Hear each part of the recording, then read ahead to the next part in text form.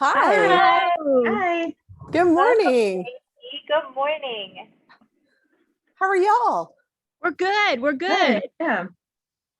Excellent. Excited Okay. to have you with us. Well, I am happy to be here. Thanks for inviting me. Absolutely. So happy you came. Where are you joining us from? Where are you? I'm actually in Colorado right now. I'm at my parents' house. Yeah. So not the bookshelves. We have the fireplace. I was trying to set it up with the view and there was just too much Light. Yeah. Yeah. It didn't work out. So sadly, but so happy Sunday to y'all. Yes. Happy Sunday. This book was amazing. So many twists and turns that I did not see coming. Good. I'm glad. I didn't see him coming either. Really? Really? That's good. We have a bunch of questions. Let's start please. with our picture really fast. We usually take a screen capture. So if everybody's ready, I'll count down. 1, 2, 3. Perfect. Okay. Does anybody want to start with questions? I have a list of them, but I'm going to share, obviously, the floor. Oh, and we are recording, just so everybody knows that you're being recorded, and that's okay. We do have Totally a few fine. people missing today that wanted to join or wanted to be able to watch it that either didn't finish the book or are somewhere. So we try to share that recording so that everybody can still be a part, whether or not they can join the meeting. That's cool. It's very cool. Kind of in this period where now that things are opening up a little bit, people are actually getting out and doing things. Yeah, especially, Sunday morning. So I'm sure a lot of people went to church today the first time. Yeah. I can just start with a question that was just prompted by what you said a minute ago, is that you didn't see the twist coming. So when you start a book, and maybe this book in particular or other books you've written, do you have it? It sounds like maybe you don't have it all outlined out. You sort of start with maybe some characters and see where it goes. Yep, that's pretty much it. I don't like to outline. It makes me, it takes kind of the fun out of it. It's so much fun to discover the story as you're going, right? I will do scenes, things that have come into my head, things that I've imagined, snippets of conversation, like current book, there's a scene where the character's walking on the beach. I know there's a scene with a character walking on the beach. So I'll write down all of those scenes, but that's as much as I like to do. And on this one in particular, this book is different than all the other ones because I did know the ending. I had written it as a short story for publication in a magazine and realized about 10,000 words into the book, oh, that's my ending. Sorry, Strand, I'm stealing this back from myself. So it's one of the few books that I actually did know where I was going, and that was incredibly difficult. I think that kind of approach gives you a little more energy in the book than if you were to have it all outlined and now I'm going to do this and now. But if you're just kind of adding and letting the energy come, I think it makes it a little livelier or a little fresher or something. You can tell a difference, I think. I think so. I mean, it's different for everybody. There are different ways up the mountain. What works for one writer does not work for another. I've got friends that literally break out in hives at the idea of not having this thing laid out step by step by step by step. And I have friends who break out in hives at the idea of laying it out step by step by step. It's different for everyone. Standalones, especially suspense, are a little bit different because they have all of those twists and you have to kind of have an idea of what your twist is. But it's just different for everybody. I was looking back after I finished the book. I thought it was so clever because you actually told us without, of course, us picking up on it, when Ash is coming here on the plane and she said she refers to who we think is herself as a psychopath. And you think she's already telling us she's a psychopath. So as the story unfolds, I'm thinking she did all these things, but she was not referring to herself as the psych. This is what I can't remember your phrasing, but it was definitely gave me the impression she was referring to herself. Sleight of hand. This Yeah. is a sleight of hand book. Yes. I think Um, I remembered that and I thought, okay. yeah, like it's oh, go ahead. no. I mean, I was that's gonna say what it was about- meant to do. Yeah, like halfway through, I was like, I need to go back and read that chapter when she was talking about who we didn't know was named Alex at that time, but when she said I'm gonna have to kill her. And like about halfway back, I'm like, wait, okay, who was telling? Was that real Ash or fake Ash? Like I had to reread that chapter. And then obviously we knew all along she was, when pretty early on, she wasn't really Ashlyn, but just before you kind of said it was her sister, I was like, I wonder if it's her sister. like just a chapter or two before. Well, good So, for you, because a lot of people are like, oh, she's got a split personality. My editor thought it was a split personality book. Really? Yes. Oh, and wow. she Well, was that never occurred completely to me. shocked. No. I That thought that part didn't- never occurred to me. I did think I really need to know what happened to that other girl. I did, I think that occurred to us, but I Mhm. never thought. It took I me a thought- long time to get to the point that they had switched I places. thought, And then yeah. even once you figure that out, that they've switched, you didn't realize how much of a plan it was between them. Right. Totally. Yeah, not at all. Devious chicks, right? Devious little girls. That was actually something that I had to talk to a couple of friends of mine. I'm like, listen, could a 16-year-old girl pull this off? And they're like, have you ever met a 16-year-old girl? I have I'm a like, well, 16-year-old. I so was yeah. a 16-year-old girl. I mean, I could probably, imagine doing that. But yeah, I don't have kids. So sometimes I have to reach out to friends and say, is this real? Can I get away with this? Is this, I don't know how different kids are. Well, kids are very different now than when I was growing up. We were a little worse. And I could see like They do have my daughter's 16, so she does have her own little private world that I know nothing about. I Yeah. think I could see myself as a 16-year-old being part of a plan, but not murdering people. So No. that was the other sister, and she was, well, one of them was 3 years older than the other, Yeah, Alex Right. is 3 years older. Yeah, she's the eldest. but still, 16, 19, it doesn't matter. I would not be murdering. Mm-mm. Yeah. Well, good. I'm glad you have a strong moral compass. And she shares a wall with me, JT, so she literally is on the other side of the wall. So thank God we have townhomes and we're split by a wall. So thank God she's not, thinking about murder, because I'm like, you're a little too close to my house. Everybody else has got some distance between them and I. I'm like, praise the Lord, you're not like contemplating murder and don't have this past. Like, comforted by that, Meryl. Yeah. So glad you learned that one today. Brittany, you and I were discussing last night, like the ending and motivations, and were they both kind of bad, but Ash was just, the real Ashlyn was worse? Like, is there some room in there, JT, that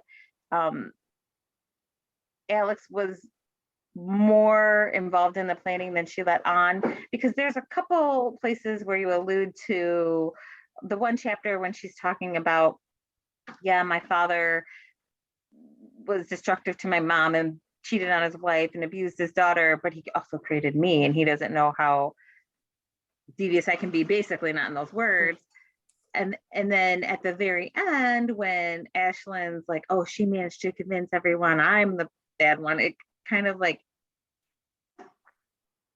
Brittany and I were like, well, was she as innocent as she claimed to be? Was she just lying, or was she more complicit? Well, what do you think?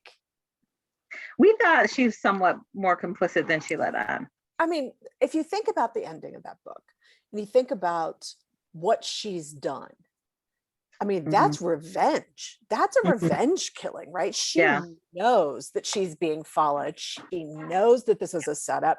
She knows that her sister is going to try to kill her. And she is not going to let that happen. She's not going to let the specter of this woman be with her anymore. So, I mean, what's the mentality of a woman who not only impersonated somebody willingly, but also has plotted this out of there's only one way to deal with this, which is killing her. It's kill or be killed, right? It's very, very much the jungle. It's kill or be killed, which means they're both predators, right? If that answers the question. Yes. Yeah, I think she Both is.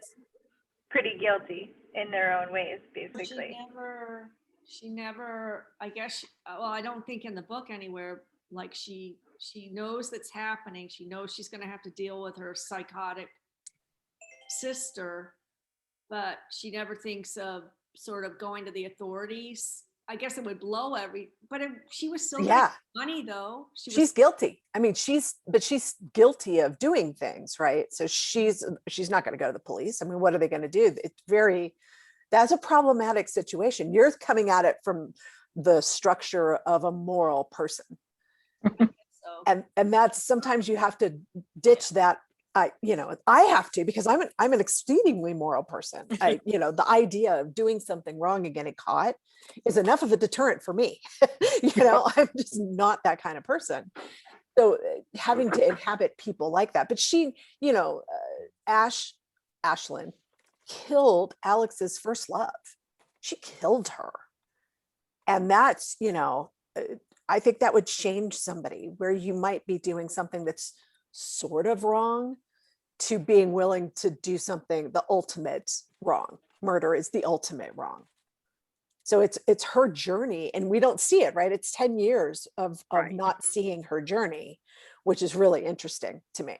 It's like, what has happened in that time frame that she would be willing to do that? What did you envision happened in those 10 years that sets her up for that? What is there that is unwritten, or what did you see as the creator of these characters and story? A lot, because there's more than one character, right? There is so many. There's so many people. There's so many facets of this to explore. But she goes to school. She gets all of her dreams. All of her dreams come true. All she ever wanted to do was get a great education, move out into the world, be happy, be loved. And she has all of this. She's married. She's got a great job. She's traveling the world. She's got all the things that she wanted. She's got a great education. She's having fun, but she's got this specter hanging over her of what she did in her past. And now this crazy sister who is just, and that's the great irony. If she had just said no, she would have ended up with the estate and never had to do any of those things. So that's crazy sister would have killed her probably. Right. She certainly would have tried. So it would have come to a head sooner or later. Yeah. Well, what about the end? So everyone believes Ashlyn Carr is dead in the fire. She burned in the fire. Yep. And so she's kind of just remained under the radar.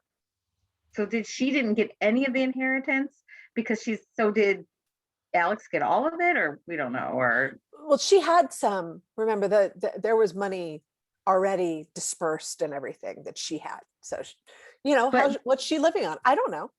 Yeah. I don't know. So she could have just come forward and said, like, I'm 20. Oh, but she doesn't have a degree probably to get her share anyway. Yeah. She's got no proof. So, but she had stashed money aside. Right. I mean, she had siphoned that off. And, God knows what she's doing. I mean, people do things. People do what they do. Yeah. What about Rumi? Is it Rumi? Uh-huh. Yeah. Do you guys have any questions? Yeah. I didn't know if anyone had any questions on him. Well, I didn't expect Rumi to end up with Ford at the end. No.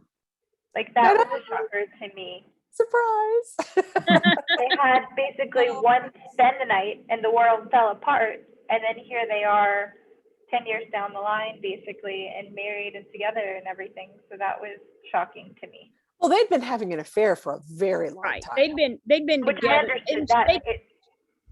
It kind of hinted that Ford would have liked to have had a real relationship with him, but the circumstances were not conducive for her having a real relationship out in the open with someone so much younger who was employed by her. So it sounded like it started when he was a minor as well, which would make it also not okay, basically. Yeah. to Right. those. But he was so flirtatious, and he had this thing with Camille, and he flirted with Alex Ash. I mean, it just, did he have this commitment, or was it because he couldn't have a commitment? He was just doing a bunch of stuff on the side, as was she with the sheriff. And it just seemed kind of like it was more a lust thing. Like he comes in the door. Like, or is he trying to get her attention? right. Everything that he does is trying to get Ford's attention, whether it's positive or negative, right? Gotcha. To measure, you know, a kid like that who's grown up in such weird circumstances, Yeah. I think wouldn't know what the boundaries are. So especially starting an affair with somebody who's 16 or 17 when it first started, that's definitely, he doesn't have the emotional maturity. So of course he's going to be doing things to try to rouse her, you know, to piss her off or just get her attention. Kids love negative attention just as much as positive, right? But I think they really genuinely cared for one another. And she's like, you know, okay, I'm going to get out of here. You want to come? And, you know, He's so like, 10 years later, it's very possible that, you know, they've grown and matured as a couple and now have the depth to do that, right? She has gotten all of her dreams. She's a novelist. She's doing all the things that she wanted to do as well. You know, this is a hopeful ever after kind of story, even the murder. And he's a young, good looking guy at a girls' school. I mean, right. I mean, he's gonna score where he can score. Yeah. And that's much more appropriate. And I mean, it's still inappropriate, but at least it's more age appropriate than he and Ford. And he knows, you know, he could blow Ford up and she knows it, right? That's the danger of that relationship as well. I mean, he can literally blow her up at any point in time. So maybe she needs to keep an eye on him as well to make sure that he doesn't do that. There's a lot of facets to that. How do you create your characters? Are any of them based on people you've like come across in real life, or? Not really. For example, when I landed and we were getting our rental car, there was a woman on the bus who had a backpack. She was older. She was in her 70s. She had a backpack that it was old green. I mean, old. You could tell how old it was, frayed around the edges. And she had badges from every country and they were all sewn on. It was really colorful. And, you know, I asked her, what was your favorite place? And she goes, they were all so different. I can't pick a favorite. I said, well, which one did you ever go back to? And she goes, no, once I go to a country, I never go back. It's marked off the list. I said, oh, so you're trying to hit all 193. And she's like, yeah, she's not there, but her husband is like at 190 or something. They're getting very close. Now that's a character, right? That's a character. That's somebody that I took pictures of her backpack with her permission, and I will develop a character off of that. That's somebody who, you know, and then I got to the house and I found my old archaeology book and I was like, oh, all right, well, maybe she was writing in a book on archaeology and that's why she was traveling around. So that's, you know, that's just a really organic, oh, I can make a character out of this person. That's really cool. As far as real people, if there's a real person in the book, they are acknowledged in the book. I'm not a kill my ex-boyfriends kind of person. I have come across people who exhibit signs of sociopathy, and I do explore that. You know, my feeling is if you wanted to be written about well, you should have behaved better. But I like that. It's not like it's a person that I've met and that's the person in the book, right? It might be, you know, something that they did at a event that kind of caught my eye. And so that kind of thing will make it in, if that makes sense. But it's not like real people that I'm getting back at. I know a lot of people do that. A lot of people kill their ex-boyfriends. I'm like, I like my ex-boyfriends. I mean, they're all nice. I mean, they just, you know, weren't for me. Yeah. I liked that. And maybe some people will think, why is this chapter here? Is it a throwaway? But I really liked the chapter called The Senator, when you kind of gave some insight into what formed Becca. Yeah. I loved Becca. She was my favorite character in the book, and killing her was so hard. I loved Becca too. That's what we were talking about before you joined us, because everybody did not like Becca here, more or less. And I really liked her. And so everybody was like shaking their head at me, like, how can you like her? And I'm like, I just think she grew up in circumstances where she had to hide so much of who she was. And when you have to hide such a big part of you, it causes problems. It causes you to act out. It causes, you know what I'm saying? Like, there's so much trauma that is created. And Absolutely. I felt for her. And so I could see the good. Like, there was enough in her when she did good and like nurtured, you know, the fake character basically, that I'm like, she's more good than bad. I think it's just like what the circumstances life has dealt her. And so, Yeah. So who didn't like her? So I liked her. I liked her more when I found out that she was gay and could not come out. You know, was impossible for her to be honest or with her mom. And she was close with her mom. She felt close to her mom, but her mom did not reciprocate. And then, you know, so once I learned those facets, you know, as she developed as a character in the book, I liked her. You know, I mean, I cared about her.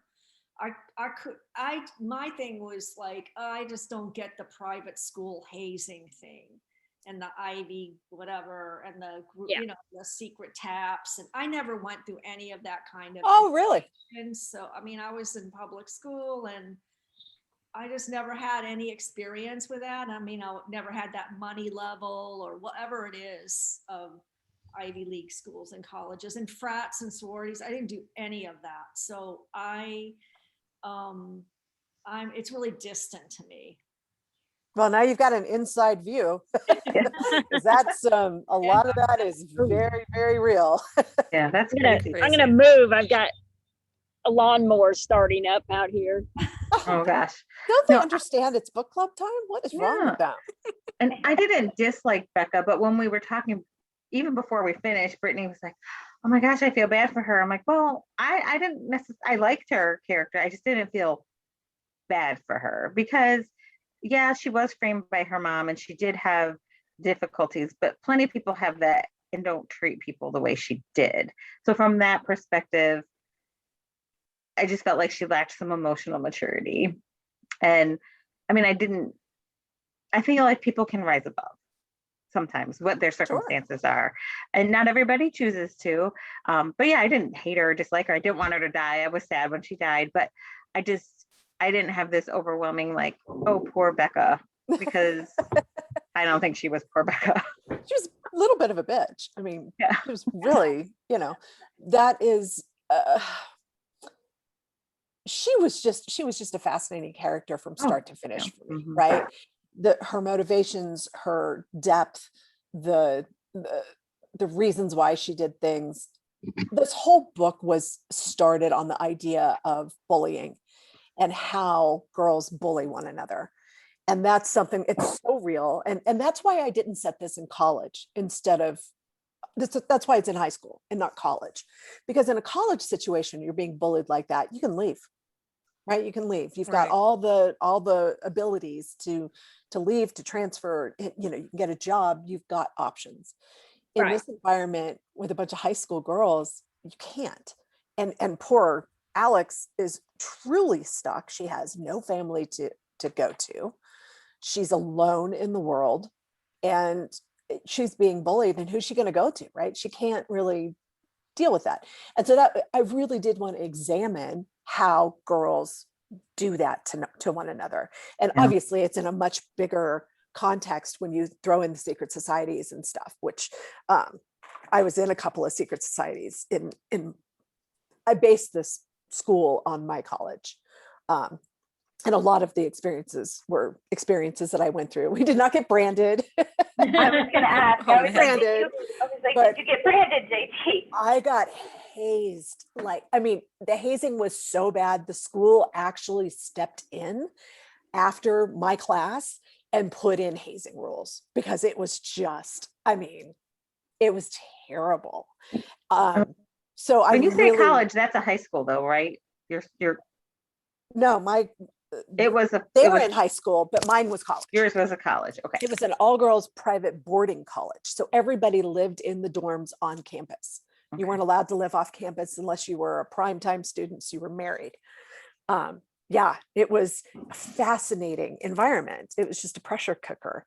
We had no guys around though, which was wonderful. And they taught us so much self-reliance and how to be a strong woman in the world, how to be a leader, how to, go forward. And even the hazing and learning to stand up for yourself and what your boundaries were. I mean, a lot of my just emotional growth happened when I was in college. And I thought it would be much more fun to put that in an environment where they can't escape. They're stuck there. I mean, I could have left. I could have transferred, if I didn't want to go through with that. Sure. And at college age, you're going to have a little more confidence. It's going to be a little more your decision that I've decided I want to do this and I'm going to do it. Where in high I'm going school, to put up with pressure is so heavy in high school. You just, as I remember myself in high school, you don't really lack the confidence that you get as you get a little older. Yeah. You're much more susceptible to bullying and peer pressure than when you get to college and get a little more confidence in yourself, particularly at girls' schools, which, they tend to foster that kind of confidence. It's an unfortunate reality that girls who are in girls only classes do have more confidence, especially when they get to the puberty and adolescence where when the boys are in the class, they tend to hide their intellectual abilities. Not all of them, but a lot of girls are like hang back a little bit because the boys are there. And in an all girls exclusive situation, that's taken away. That kind of, I'm going to hang back. I'm going to let them answer. I'm not going to be that present or that vocal. Well, I'll tell you, when the school went co-ed, I stopped giving them money because they spent all those years explaining how important it was to have a voice and to be the voice in the room. And then they went against everything that they had taught us for years and let boys in. And now there's all these sexual assault issues and Title IX problems. And it's like, you idiots. That was really stupid. You had an environment that was special and unique and was pumping out women who were incredibly strong and incredibly capable and true leaders, and you blew it. I feel very strongly that they made a mistake. We did have a question about the mothers in the book because we were reading it around Mother's Day and we were missing some positive mothers. Yeah. Positive mothers aren't fun to write about for me. Okay. It's difficult relationships with mothers are much more interesting. And how that sort of infantilization goes on and how mothers won't let go or they are so completely off the charts, disengaged that, they just don't care. I don't have that. I have a good relationship with my mother. And I mean, what am I going to write about? Oh, I call my mom every day. That's not what these kinds of books are about. Right. If I was writing something lighter, I would have a much different relationship between the daughter and the mother. It's just, these stories lend themselves to difficulties within the family.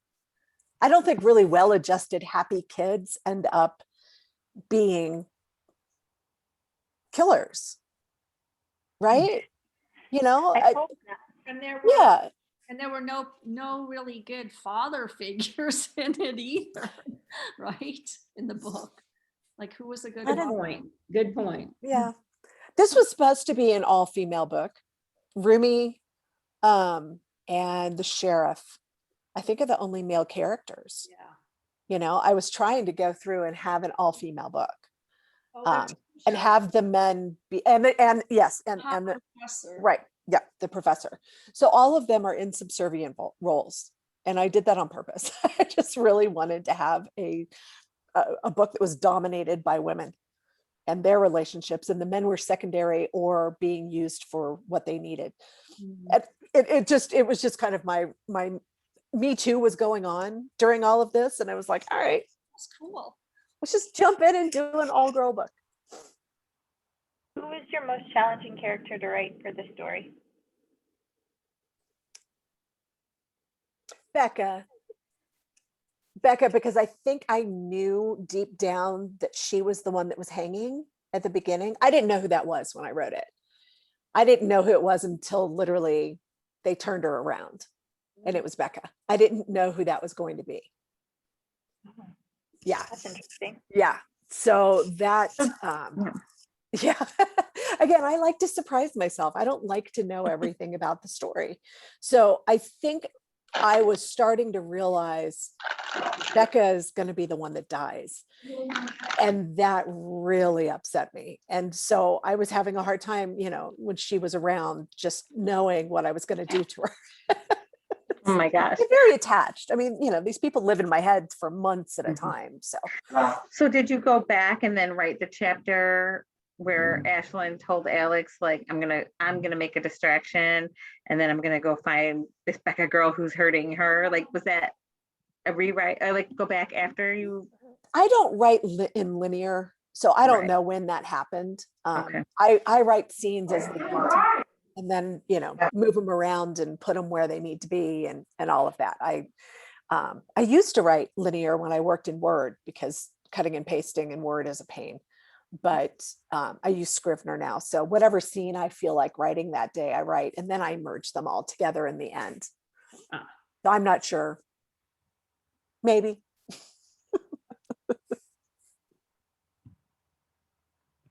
What about the note in her mailbox that says she is going to expose you? Was that just Ash messing with her? Ashlyn messing with her? Yeah. Yep. Did I you, wanted to get the mailroom in. I loved the mailroom. It was such a cool place. There's nothing cooler than opening your box and getting, you know, your papers, and they were always folded long ways, which I still do. I still fold things in half, long ways instead of horizontally. It's vertical. Picked that up in college. It's just a weird thing. Well, the place itself, the school itself, and their dormitory itself was also a character, you know, Yes. which is always fun for me because I love mysteries. And so you're placed inside that environment and you see those rooms and the attics upstairs and all the funky little rooms and all the little secret passages and you know, it's all very intriguing and romantic as that environment, you know. It was a really cool place to go to school. And I pulled in as much of it as I could to set the stage, because it was an incredibly different environment. The place was haunted. It was just a unique spot in the world. And I'd always wanted to set a book there. And I was supposed to be taking a break because I'd written so much so fast, and I'd been co-writing with Catherine Coulter, and I was starting to burn out on writing, and I just wanted to have a break. So I told my editor I was going to take 4 months off, and they were like, "Oh, great. That's wonderful." And I was talking to my husband, and like, well, if I didn't take 4 months off and I did write a book, what could I do? I could do something that would be set at Macon. I could go ahead and do the boarding school book, because I don't have to do any research at all. You know, I can just jump right in. I've got an entire setting. I don't have to create anything, and that'll save me time. And so that's what I ended up doing. I ended up writing my editor 2 days later and saying, well, if I turn something in by February, would that work? And they were like, oh, sure, that'd be great. Ergo, do it or else. So do you have a strict time pressure? Because I always sort of was under the impression that some novelists take for, you know, a long time on individual books, depending on, you know, how long it is, or how complex it is, or whatever. But is every editor and every situation different? Do they have Oh, time? yeah. Do you have time pressures? Sure. I have deadlines. I mean, there are writers who take a very long time to write a book, and then they spend years out promoting it, and then they'll start thinking about writing another book. I'm a fast writer. I'm a prolific writer. I would be bored to tears stuck in one story for 10 years. I just could never. I couldn't handle it. That would drive me crazy. Most writers that I know are on deadline. You have dates that you're given that you have to turn books in by. Most people miss their deadlines, which is not good. I don't think they understand how the business works. It's very date driven and deadline driven, and you have to have books in almost a year before they're published. So most of us who are on a 1-a-year schedule turn the book in a year before the book comes out. So when the book comes out, we've just finished another book. And, so we're preferably ahead of the game, a year ahead of the game is what you always want to be. For a long time, I did 2 books a year. So I turned a book in every 6 months. Oh, wow. That's a lot. Is that like if you're just under contract for so many books? Like some authors maybe just write a book and then try to sell it. So they can take Sure. as long as they can. Yeah, but I mean, words are money. Yeah, and, if you want to have a career, you have to write the books and turn them in. That's if you're not in it for money, if it's a hobby or something that you just are trying to do a certain kind of thing. But those of us that this is my career, this is my job. If your boss gives you a deadline on a job, on a project, you have to finish it and turn it in, and that's what it is. I mean, and it's not romantic. There's nothing romantic about it. It's the best job in the world, and I love it, but it's a job. And you get up every morning and you go to work, and if you don't go to work, you get fired. Have you ever had writer's block? Oh, sure. Yeah. But usually 9 times out of 10, writer's block is you're going in the wrong direction with the story. Oh, 1% of the time it's, something organic, something that's happened in your life, something that, there's sorrow, there's grief, there's life changes that happen that certainly affect your writing. For me, I write through them. That's what helps. So if I'm blocked, if I'm genuinely, like, I've sat down every day and I've only written a couple hundred words, something's wrong with the story.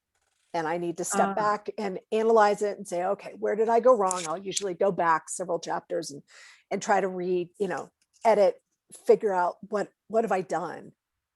And when I find that spot, then I can back it up and take it out and go somewhere else. that's interesting. I just had fresh tea delivered. Thank you, honey. Do you have a favorite book you've written? One that stuck with you all this time? One that stands out among the crowd? Yeah, I mean, it's always the book that you've just finished that's out. It's because you're so close to it. You're still separating yourself from the characters. Because I've been on tour for Her Dark Lies, right? Yes, and we're reading that one next. Good. I had to literally stop this morning and go, okay, you're talking about Good Girls Lie. You're talking about Ash, you're talking about Alex, because my brain is already, I did 35 events for Her Dark Lies. So it's like talking about that. So that right now is my favorite book, but I loved this book. This one in particular, I really loved. I love Lie to Me because I got to go to Paris. That was really cool. There's an earlier Taylor Jackson novel called The Immortals it was the first novel I'd ever written that I didn't have nightmares while I wrote it. And it's horrific. And I didn't have any nightmares. So that was nice. And A Deeper Darkness, the first Samantha Owens novel, I think is really a deeper exploration of character than I had ever done before. I felt like I had leveled up. So I like the books that I feel like I leveled up as a writer, that I have achieved something that I hadn't previously. And you want to win the World Series every year, right? But it's very hard to do that. So if you can at least make the playoffs, that's good, right? You've done something well. You've made the playoffs. You're there, and every once in a while you do win the World Series, and those books are the ones that really stand out to me. That's like, oh, I leveled up. That's very cool. Can you tell us what you're working on now? Because based on your schedule, you would be working on something. Yeah, I am 80,000 words into a book and I'm not talking about it yet. My editor called the other day and she was like, so I hear that you are working on a new book. Do you want to talk about it? And I'm like, no, I don't. I'm going to finish this one before I talk about it. Wow. It needs to be done. The only person that knows anything about it is my family and my agent. I just needed something that I created in a vacuum without anybody else out talking about it. Mhm. Cool. Yeah. Hopefully it's one of those level up books. Hopefully. I hope. Yeah, I like the whole setting of it, and because I've been reading for so long, as the oldest member, and like mysteries, I have had mysteries that were set in private schools before, particularly the British authors, but I think they were all boys. I think they were all, centered around boys' schools, and they would have some kind of maybe horrific event or something. And they were, good mysteries, but I don't think there might have been, I don't know, a PD James that was set in a girls, but I think it was a nursing school or something totally different. I really do think this was the first that I've read that was focused on girls, prep school age girls. Yeah, just girls. That was, I say I didn't do any research. I did go and get some boarding school books just to look at some of the tropes and stuff. And they were very male centric. Yeah. And so that was like, well, this isn't doing me any good, because that dynamic and the co-ed dynamic are not at all Right. what this is. So Right. they didn't do me any good. But the one that I read that was just spectacular is Never Let Me Go. Oh, I Have you love read that. that? I Ishiguro's love book? that. Incredible That's book. haunting. That will haunt It you is. the rest of your life. It is. It was so read that. perfectly timed to read that book and be writing. I mean, it really did influence a lot of the Gothic tones of Right. the story.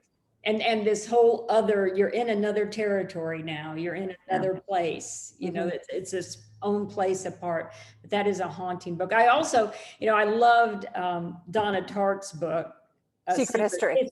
Yep. But your book was, and they're both good in their own way, but your book was in no way derivative of A Secret History, because again, it's older and it's co-ed.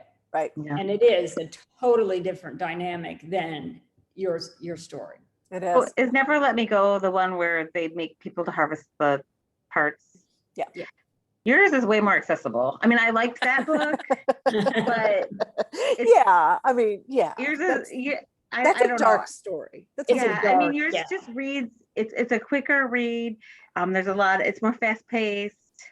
Yeah, that one, I mean, it's a great book, but it's, I don't want to say more artsy, but it is. It's like more of a, you know what I mean? Like, so he's a good example of an artist, of a writer who, will take years to write a book, right? But he's looking at Nobel Prizes. I'm not. I want to entertain you. I want your book club to pick this up and read it and enjoy it. And Yeah. I'm just not.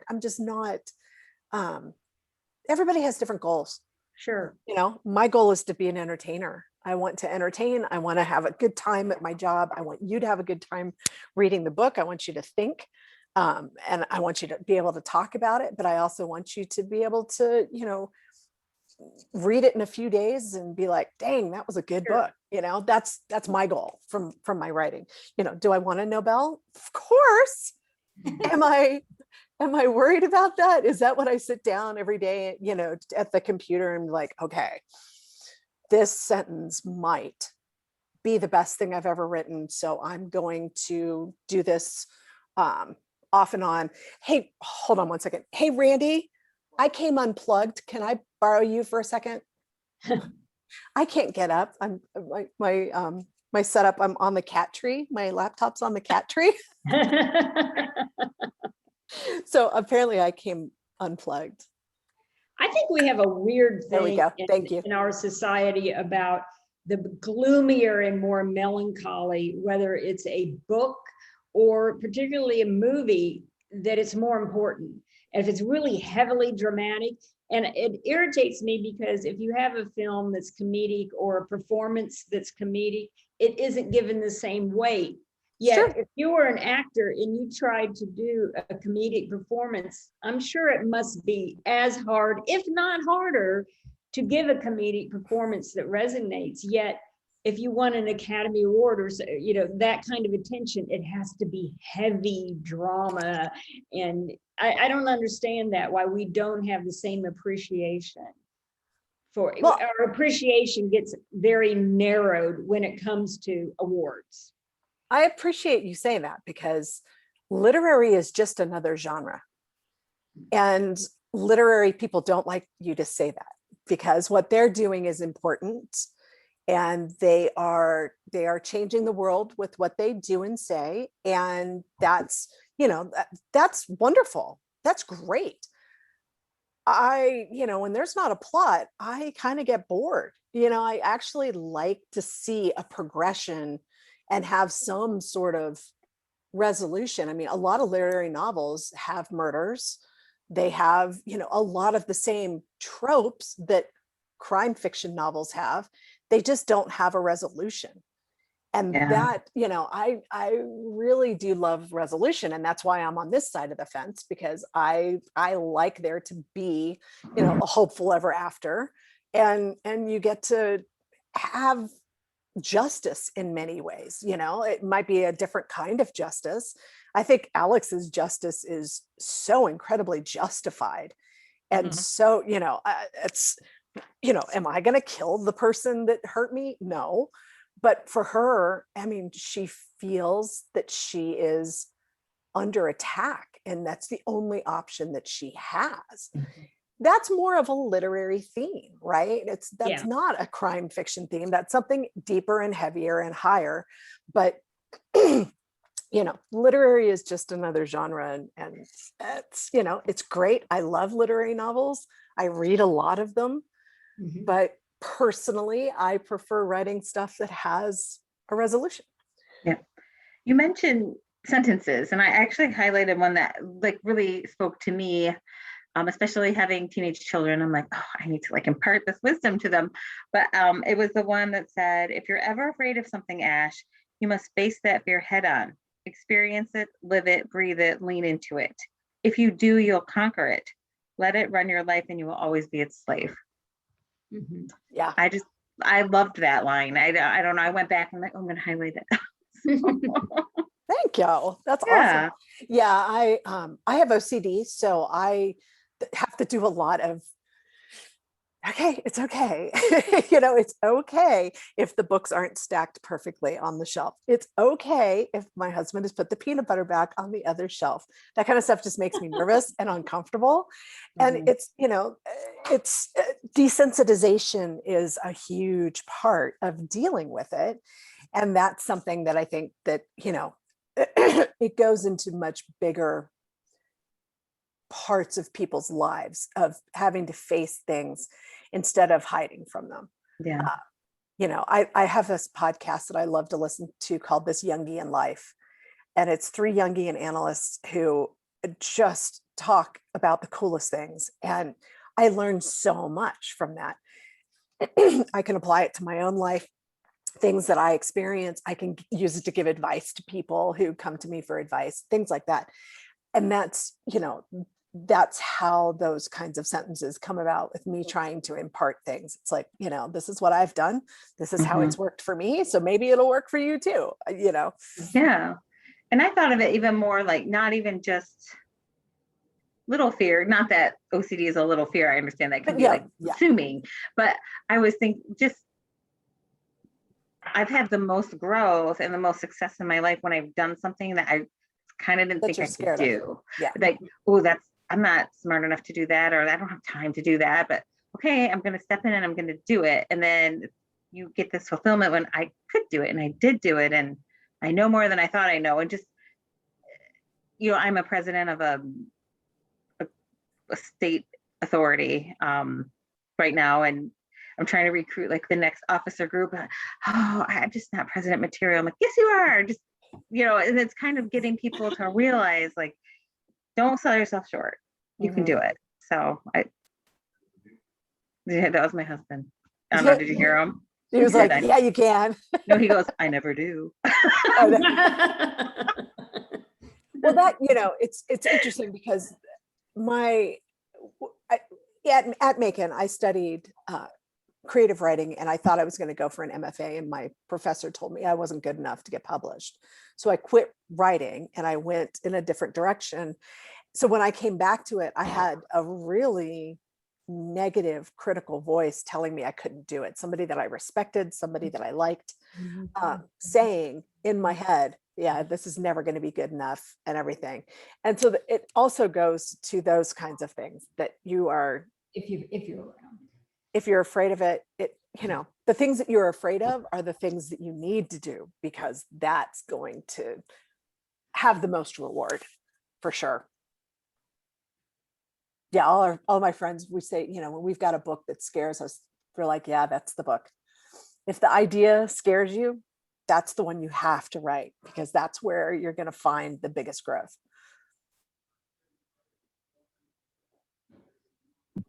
Yeah, that's awesome. I love that. Did the title of this book or the name of the school come first? Because the fly kind of. The school name came first. It was actually kind of a joke that I was going to change the name of the school, and we could not land on a title. This was a title nightmare book. And I did not, my editor titled this and I was not happy about it. And I pitched a fit because I'm like, it's so on the nose. I have to change the name of the school. And they were like, no. I'm like, come on, it doesn't work. It's so goofy on the nose. It's just too on the nose. And they're like, just trust us. And of course they were right. And this is a fantastic title. And when they gave me the art, that's when I saw what they were doing. And I was like, okay, you're right. You're right. It was definitely, it was called the Burning Girls for a while, because it was, Ash is Mrs. Rochester, right? She's the mad woman in the attic. And these are all the mad women in the attic, right?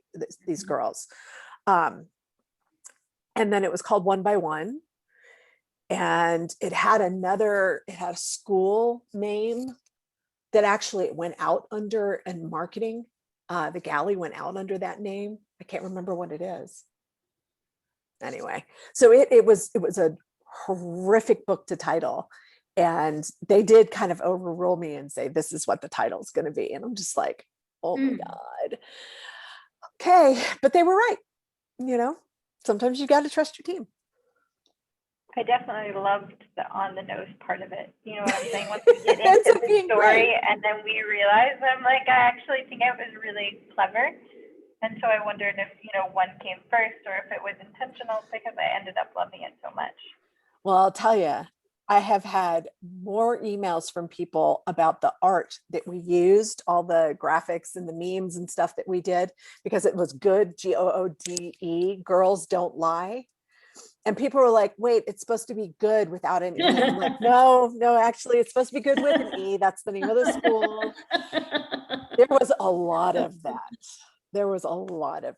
But that's funny. Like, trust me, I actually am not, I pay attention to my typos. It's right. I'm not illiterate. Not illiterate. I did not put a massive marketing campaign together with a misspelling of a very basic word. They thought that was a typo. Let alone a whole team. Typically it's not one person like, here, I made my art, let's put it up. Like, everybody missed it. Yeah. Extra E. All these professional editors and publishers and the writer all missed it. Everybody missed it. I know. I mean, there's always an error in the book. There's always errors in the book. That's, just the way it is. They breed, they do their things. They're like little rabbits. But yeah, that was one that was just like, we actually, my sister and I wrote a response to just send to people, just so we didn't have to keep saying it. It's like, here you go, hit reply, thank you, hit reply. I have a member in one of my other book clubs that and we all know somebody like this. She's a wonderful person, but we all know somebody like this. She lives for finding that error so she can point it out. It's like, okay, we have this book, there's so much to discuss, and she's made her list of, did you notice on page 279? You know, it's like, no, we're so busy taking in the story and the importance that no, we did not notice that, but thank you so much.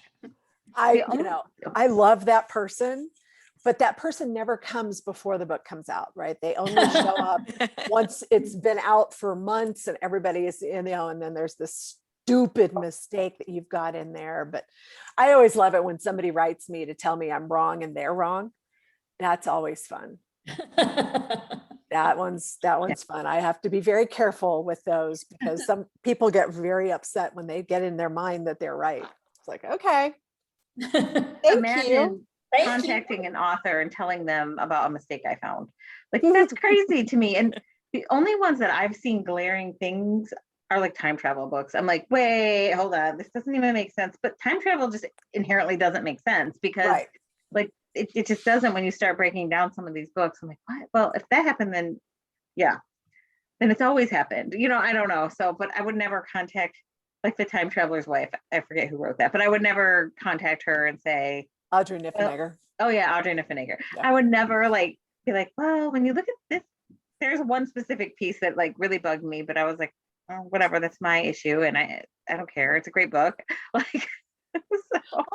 The folks 90% of the folks are lovely, and every once in a while you've upset somebody and they need to get it off their chest. And sometimes I'll be like, thank you, and sometimes I write back and like, all right, do you feel better now? Because why did you feel like you needed to come and yell at me like this? What is going on? Well, there's that really small percentage that there's something going on with them that they always they will take it on somebody who has a social presence. And it's a very, very, I mean, I have one perfectly innocent influencer or whatever that I follow for cooking. She's like the most normal, down to earth person in the world. There's, she's like a puppy. There's nothing. And she laughingly told one time about she got up in the middle of the night with her new baby and opened up her social media, which was a mistake. And somebody had just made this really horrible attack on her. And she was hormonal and it got to her and she cried. And then her husband's having to, console this crying wife with the baby. And then the next day she was fine. She just was sleep deprived. But I thought, who is it out there that has to take on somebody who writes a cooking, the yoga world YouTube channel and just had a baby? And I mean, what was she upset with the muffin she baked, or what is it? It's interesting. It is really interesting. I mean, I follow a lot of yogis, right? And so they'll have a thing where, here's the pose and here's how you break down the pose. And people are in the comments just ripping them apart. I'm like, wow, y'all just need to get it, more engaged with the real world and less engaged with the online world, because the New York Times cooking has a cooking page or whatever, and they send it out as an email and they do the recipe or they explain the dish, the history, blah blah, the recipe, and then there's like 100,000 comments and they're all like, oh, I did it and I changed this and it was great. And then the next person was like, I made it, it was wonderful, but I exchanged this and I did this it was like, so finally one of them, somebody wrote like, you're not doing the recipe. You're just like, I don't know. It was kind of amusing, but people are just people. I don't know what it is. They're strange.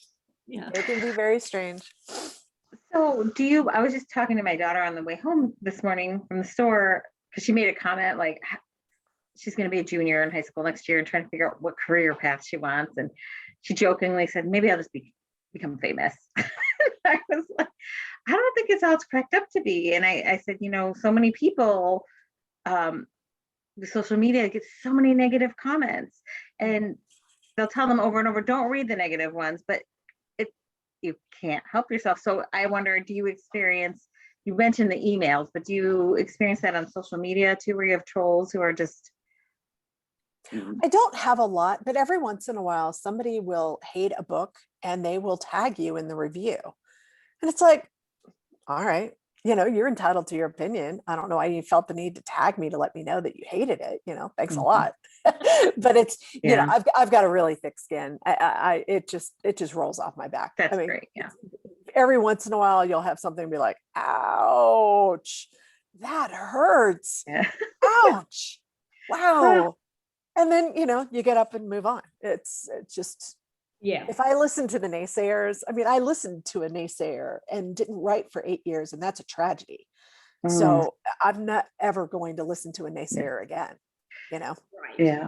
Right. So on Goodreads, do you get notified every time someone puts a review on there, or do you have to go look? Oh, no, I have to go look. And I only look in the beginning, when the book's out in galley form for early reads, just to kind of gauge, because I'm still probably doing a few edits at that point. And if I've made a mistake, like I had a complete mistake in this book. I had them working on full-size Macs instead of Dells. And somebody took me apart on Goodreads. She had one of those huge reviews. And that was one of the things that she pointed out. And I was like, oh my God, she's totally right. And so I was able to fix that for the last book. So were Max not able to do what you were having them do or something? Yeah.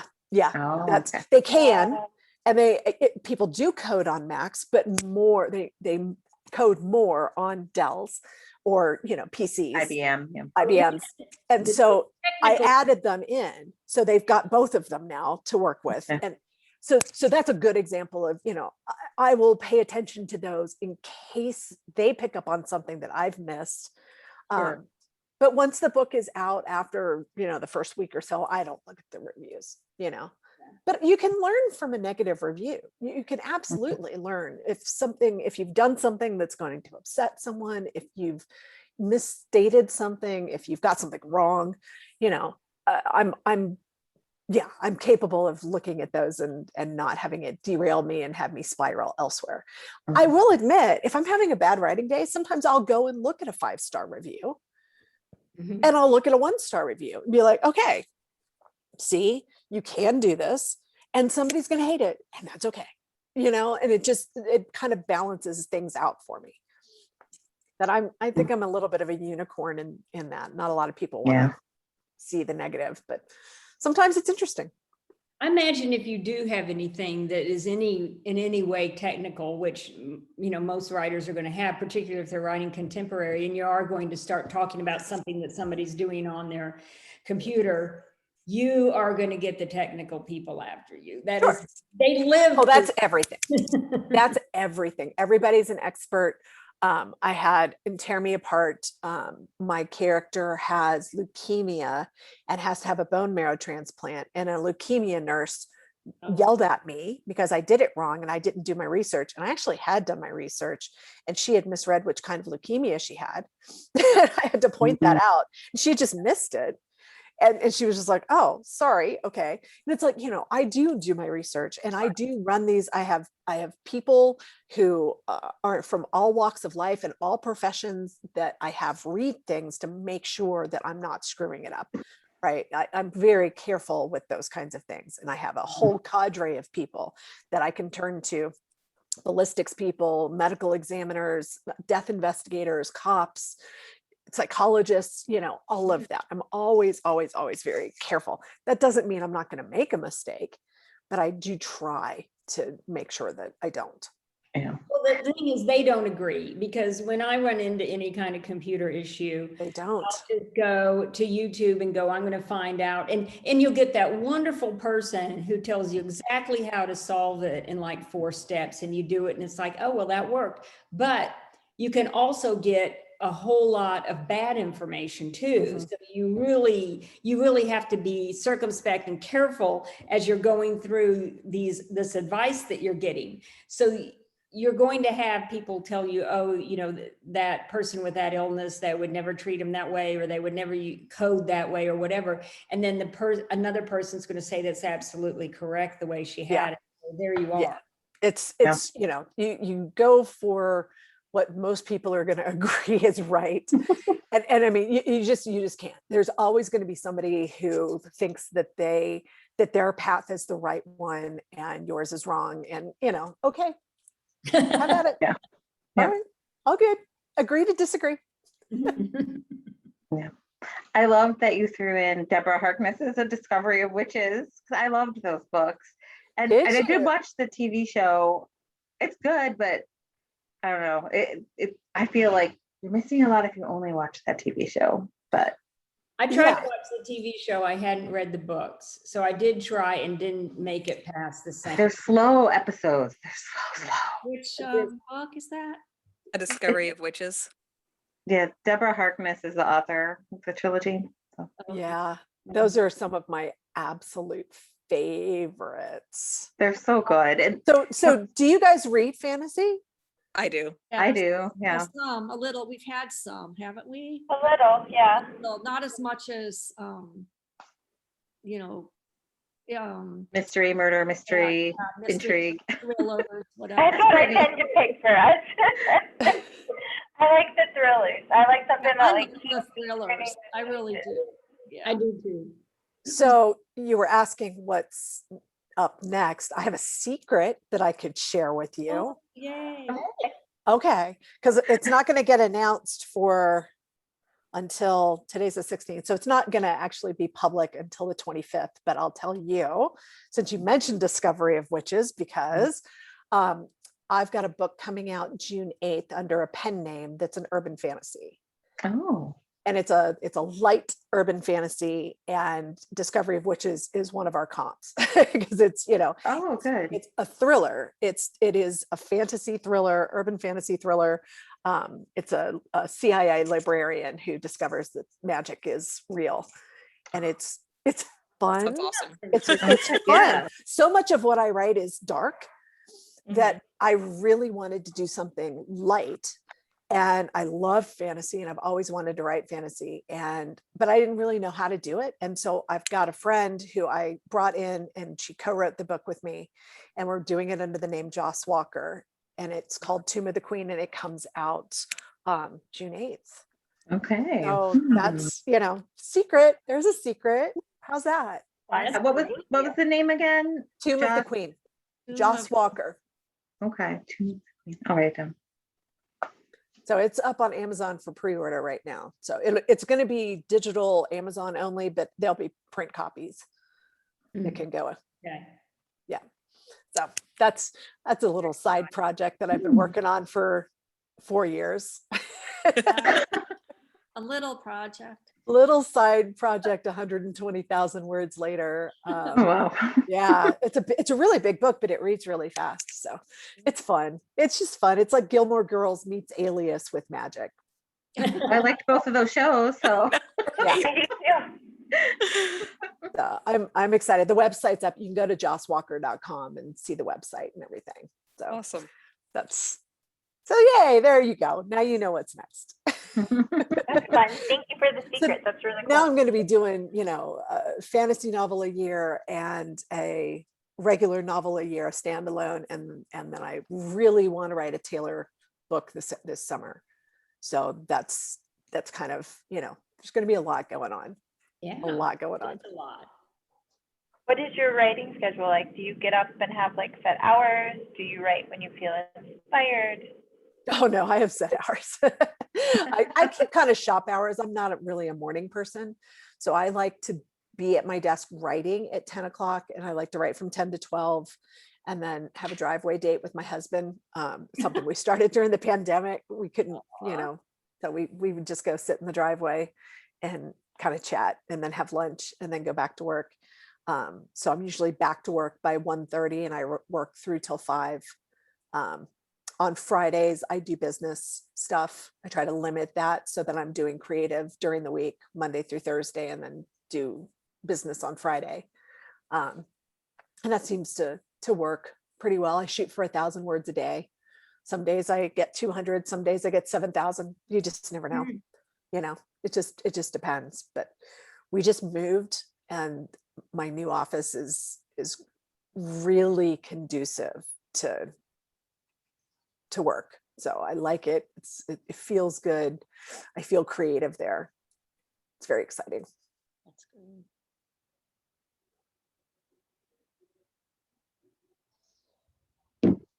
We're at a lull. I know we're in a lull. I It's like, know. Thank is there you. anything else I can answer for you? No, this I was think that, really amazing. yeah, the discussion was great. I mean, even, straying from the book and just talking to you about your process and things has been really awesome. Thank you. Oh, Thank you. wonderful having you here. I love Mhm. when authors Thank can you come, so but it's much. always illuminating. Well, it's fun. It's fun for me to be able to talk in a more intimate environment. A lot of what I've been doing has been just, me and one other person, and I don't get to see anybody's faces. And, that's something that I'm missing from the pandemic, is actually being able to see everybody. But I'm an introvert. So the Zoom thing actually really works for me. I like it. I'm one of the few that I'm just like, okay, I can tour like this for the rest of my life because this is great. Like it too. I'm thrilled because I've been able to work from home and I don't have to drive into my office, which I hated, and the Zoom has been great for the book club because we have people from all over, not just Yes. Virginia, which I love. Mhm. What's the next book you guys are reading? I know you said Her Dark Lights, but book club. We're actually reading one early for Emily Bleeker, the next one that she's written. Basically, we get to read it a month before the pub date, which is really exciting. So she picked us as a book club, What It Seems. So we're going to read it and discuss with her and then help her promote it on social media, which I'm really super excited What about. a great idea. She sent us out. Oh, yeah, if you ever need somebody to do it, we'll be your club. Absolutely. Seriously. So she sent us some physical hard copies, and then we did NetGalley for the rest of the copies so that everybody could get them. And obviously, she didn't have to send out too many of her physical copies to us.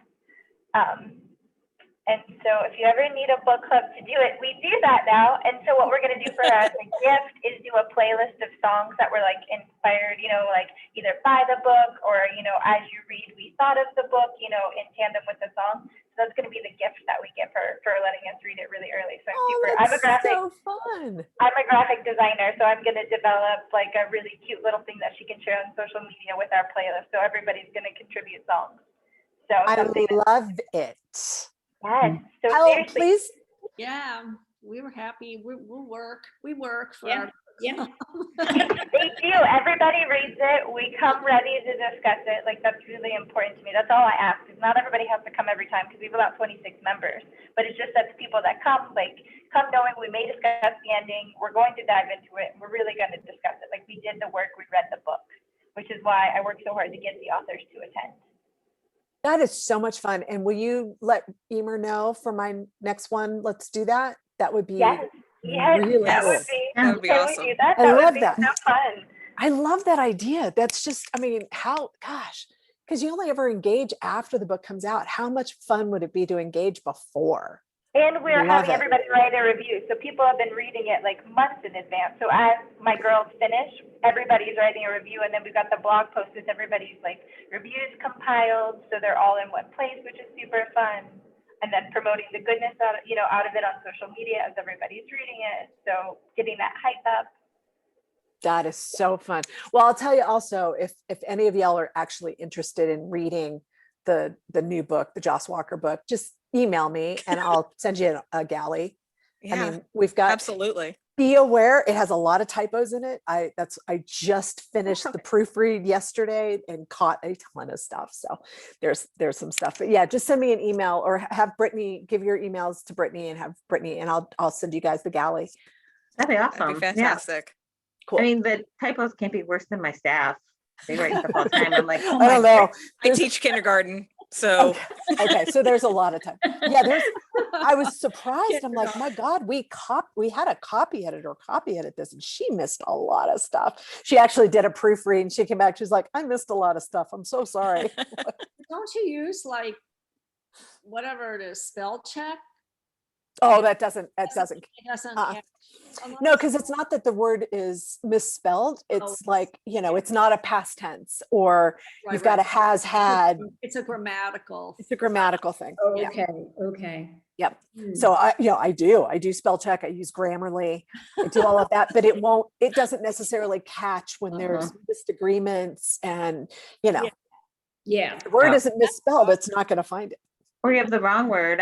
My friend wrote a book and I read it for her and she used the word gambit instead of gamut. And I was like, sorry. There's like, there's one or two no. of those in here too of, it's like, wait, that's not the right word. So just be aware there are typos. We are aware of the typos. We fixed them. We won't send you any mean emails saying, No. Right, If right. I'm lucky, with you, Yeah. didn't you catch this typo? if I'm lucky, I can have- get my yeah. designer to roll me out a fresh ARC file that I could send out that doesn't have as many typos in it. It might have one or two, but it's not like littered. Yeah. We'll see, because today's Sunday. I'll talk to her tomorrow. I'll do that. I'm gonna get you guys a cleaner. Yay. I was Yeah. just saying, even if you share it with me, JT, I'll make sure that everybody gets it. Well, That I we need share it. to actually the way I Oh, need, okay, so we need names? Okay. I need to add email addresses because it goes from I'll BookFunnel. provide you, okay. Does everybody here want it? Yes, Yeah, please. it's the same email. It was the same Yeah, email address that I'll the other galley. Yeah. I'll provide our email addresses to you so you can email directly to them. Awesome. And don't tell anybody. I It's a won't. secret. We will. Okay. We will keep it a secret. We're And gonna if you want to do that with your next book, we'd be honored. yeah, that would be fantastic. And that's a thriller. So Yeah, yeah. Oh, good. Sounds That's fun. up our alley, up my alley at least. I think the book club- awesome. This is so fun. That's up my alley. So Yeah, it's much more, in line with the standalones that I'm doing. So very cool. Awesome. Awesome. I'm excited for Cool. your Thanks, you fantasy one. Yay. Yeah. Thank you. yeah, it's fun. It's just fun. It's fun and it's light and it's goofy and she's a smart ass and Oh, I love that. That's Me too. fun Sounds character. perfect. Really fun Awesome. character. up my alley. Awesome. All right. So, yep, I'll make sure you guys we get all the email addresses to you. Awesome. And then we'll Perfect. stay in touch. And when you have a launch date for the Yeah. next one, if you want to correlate. Yeah, for sure. Are you on my newsletter? Do you see any of the I news am. that comes out? Okay. I am, and I'm in your Facebook group too. Oh, good. So Yeah, I know. when Okay. when you launch, we'll have a launch date ahead of time, and then maybe we can get together or just shoot Perfect. emails back and forth and figure that out. Perfect. If that That works. sounds That was awesome. what we did with Emily when she announced her book. It was like months out or whatever. I think like I'm gonna 6 put months out, that. basically. Yeah, it gets out very early. So yeah, Yeah, I I'm think gonna hers put was it on 6 my months. to-do list as well. So we've got it on both Awesome. ends. Perfect. And then we'll do a playlist for you too. Yay! So we can do that. That'll be That's our awesome. guest. When we get to do something like that, we'll make sure you also get a playlist. That's and I'll do like fantastic. something really fun that correlates with whatever like art we have out or whatever. So it works in tandem. Oh, it's so awesome. I'm so glad you mentioned that. That's Yeah, really me cool. too. Yeah, it was something that she and I had just been talking about because I was she couldn't join us last year. And so this is our second book of hers that we're reading. So like next year we'll read another one of yours as well. So we're going to read, the current one or whatever. Well, maybe depending on when you launch the next one, we could switch things I think around it's or whatever. June of 22 is when the next one is scheduled. Okay, perfect. Yep. So we may June of 22, and my editor doesn't even know what it is. That's awesome. So yeah, so that could be our next one or whatever. We'll work that into the schedule next year. But she and I had started talking last year and she couldn't join, the date didn't work. And so this year she was like, well, to make up for not joining, which she didn't have to make up for it, but it was still really wonderful. She's like, how about if, a club, she's like, I've never done this before. She's like, well, what if you guys all did it, like an ARC reading thing? And I'm like, that would be amazing. And everybody was super pumped and excited about it. So it's Yeah, been that's fun. fantastic. I love it. I love it. Dedicated book club.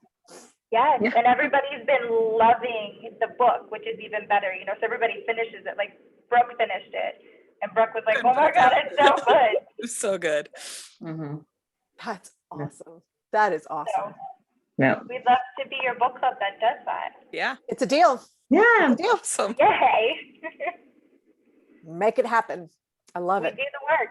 We love it. So Mhm. this is Yeah. my favorite thing. That's so cool.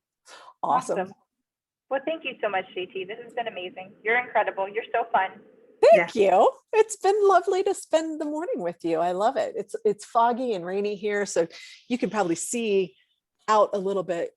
Oh, Oh, wow. Wow, your Yeah. view is Colorado is amazing. so beautiful. Yeah, we're out in the mountains, and it's gorgeous, and it's snowed and all of the things. Oh, wow. It is, yeah, it's going to be a crappy day, so I think we're just going to settle in and drink some tea and work, Sounds good. Yeah. read, write, all of the above. awesome. Well, I'm super excited. I'm glad we formed this friendship. Thank Me you for too. being Thank you here. for everything. I really appreciate it, and we will be in touch. Perfect. Okay. And I'll send you those emails and we'll be good to go. Sounds Thank awesome. you. Thanks. Thanks, All right, guys. thank you. Have a great week. You too. Bye. Bye.